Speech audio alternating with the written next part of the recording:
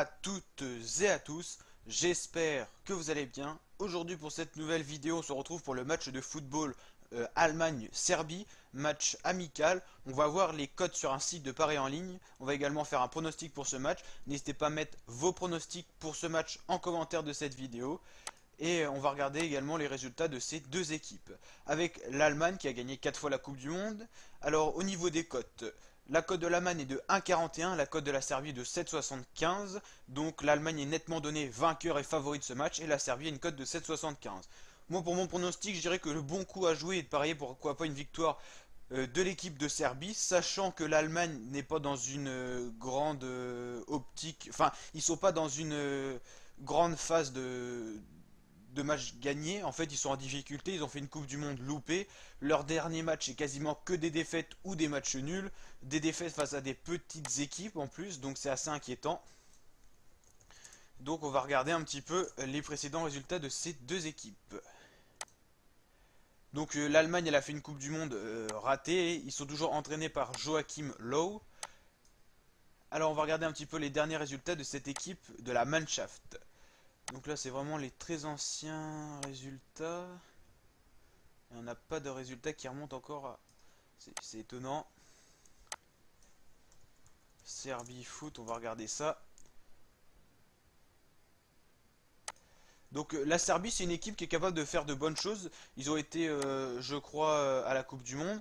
Ils ont des résultats, bah, on va regarder sur les résultats qu'on a. Ils ont gagné 1-0 face à la Lituanie, 2-2 face à la Roumanie, 2-0 face au Monténégro. Ils jouent quand même face à des petites équipes, donc là, c'est pas des gros matchs. Bon, après là, c'est pour les qualifications aussi pour l'Euro, tout comme l'Allemagne.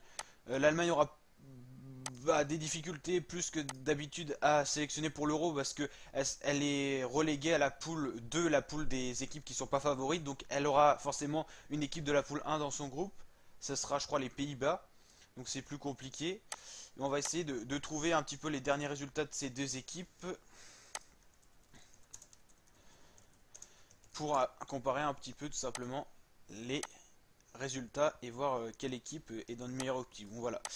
Du coup, alors, on avait les résultats donc de l'équipe de Serbie, les derniers résultats, et on a du mal à les avoir, hein. Alors, ah ça y est, c'est bon. On a le 7 septembre 2018. Ben non, c'est ça. Ils mettent pas les résultats des autres matchs. En tout cas, c'était une équipe qui avait terminé première de sa poule lors des qualifications pour un euro. Donc ça c'est devant l'Irlande, devant les Pays de Galles, devant l'Autriche, devant la Géorgie et la Moldavie. C'est quand même quelque chose de plutôt pas mal qu'ils avaient réussi. Là, ils seront avec le Portugal dans leur groupe. Voilà d'autres résultats. Il n'y a pas énormément de défaites, hein. Là face à l'Autriche. Bon après, vous allez me dire, ils jouent pas des grandes équipes, c'est vrai. Mais c'est quand même des plutôt bons résultats, hein. On va regarder l'Allemagne du coup si on peut l'avoir. Voilà, c'est les poules. Normalement d'habitude on a ça ici. On va essayer de...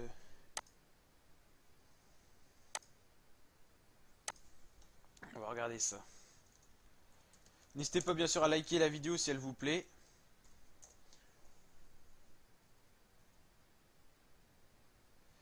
C'est vrai que c'est pas très...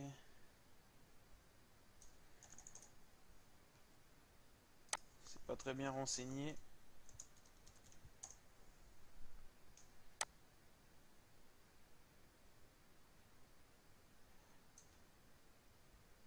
On va regarder. Voilà, on a l'affiche aussi. Du coup, l'Allemagne, c'est pas énormément de défaites non plus. Là, on peut voir des belles victoires et tout, mais c'est des matchs qui datent un peu. Là, c'est des matchs un peu plus récents. On voit déjà des défaites plus lourdes, 3-0, 2-1. Mais ça reste une grosse équipe qui est quand même qui a été en grosse difficulté à la Coupe du Monde, qui dans ses matchs amicaux n'était pas très rapide. En fait, le problème de l'Allemagne, c'est un manque de rapidité dans son jeu et c'est un peu de vieillesse. Dans toutes les équipes qui ont gagné tout simplement la Coupe du Monde, il y a toujours un petit laisser-aller après et les entraîneurs ont tendance à garder des joueurs bons mais trop âgés, donc il manque de vitesse, de jeunesse et également peut-être d'envie des fois dans des matchs. Quand on a gagné la Coupe du Monde, bah forcément on n'a plus forcément de gros objectifs à part peut-être de doubler la Coupe du Monde, mais c'est vrai qu'il y a un laisser-aller ces dernières années, c'est que quand une équipe gagne la Coupe du Monde, les années qui suivent sont très dures souvent. Des fois, encore 1 ou 2 ans après, il garde des résultats corrects et puis après il coule. Et souvent, c'était une sorte de malédiction qui disait, c'était que chaque équipe en Coupe du Monde qui remportait la Coupe du Monde d'après, ils sortent pas des phases de groupe et c'est quand même un niveau qui baisse énormément pour 4 ans. C'est pas énorme, 4 ans. On retrouve les mêmes joueurs, mais avec 4 ans de plus et c'est peut-être aussi pour ça qu'il y a un manque de bons jeux avec la vieillesse des joueurs, peut-être un trop plein d'expérience et peut-être plus assez d'envie. Donc voilà. Voilà pour cette vidéo, je vous dis à très bientôt pour de nouvelles vidéos. Ciao!